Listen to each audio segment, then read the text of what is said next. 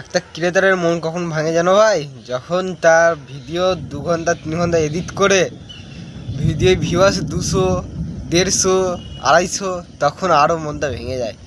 তো কালকে আমি একটা ভিডিও এইখানে বসে সকাল থেকে 7টা 8টা থেকে বসে 9:30 10টা পর্যন্ত এডিট করে তারপর পোস্ট করলাম।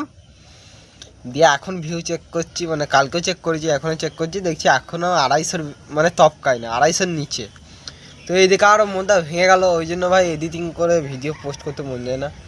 তো যাই হোক, আজকের ওয়েদার খুবই নরম বলতে পারো, কাল থেকে মানে বৃষ্টি পড়ছে। যাই হোক, বর্ষাকাল লেগে গেছে, এরপর আস্তে আস্তে সব চাষবাস শুরু হবে, মানে চাষ দিবে, ট্র্যাক্টরে বীজ ফেলবে, চাষ দিবে।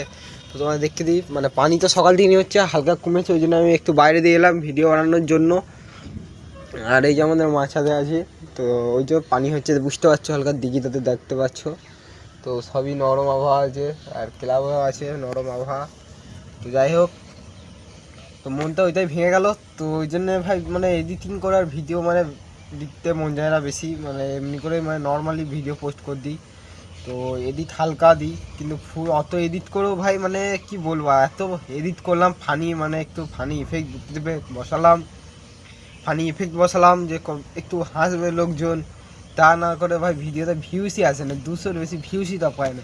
আমার এমনি নর্মাল ভিডিওতেই তাই 800, 900, 1000, 1500, যাই হোক ভিডিও ভিউস আছে ভালো, কিন্তু ওইটাতে আর ভিডিও ভিউস আসে না। কি আর করার আছে বলো, যা আছে কপালে আছে। তো বাই বাই, দেখা হচ্ছে নেক্সট ব্লগে। আর এই ভিডিওতে সবাই লাইক করো, জমে লাইক করে দিও, আর আশা হচ্ছে এই ভিডিওতে ভিউ উঠবে। Bye bye.